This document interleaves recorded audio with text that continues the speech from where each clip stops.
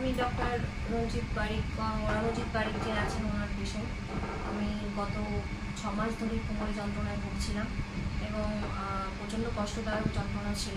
ডাক্তারবাবুরা আমাকে দেখেছেন, তারা আমাকে স্যাটিসফাইড আমি ছিলাম না আর কি। তারপর এক রুমেটোলজিস্ট ডাক্তারবাবু আমাকে দেখলেন, দেখে ওনার কথা বললেন, আমি ওনার কাছে আসি। ওনার কাছে এসে আমি ভীষণভাবে উপকৃত হই এবং উনি যথেষ্ট হেল্প করেছেন এবং বর্তমানে আমি সুস্থ হয়ে গেছি, মোটামুটি সুস্থই বলা চলে। মানে যে অবস্থায় আমাকে উনি পেয়েছিলেন সেইভাবে বলতে গেলে আমি হাঁটার শক্তিও ছিল না আমার। তো এখন বর্তমানে আমি ভালো আছি। অবশ্যই ধন্যবাদ জানাই ওনাকে।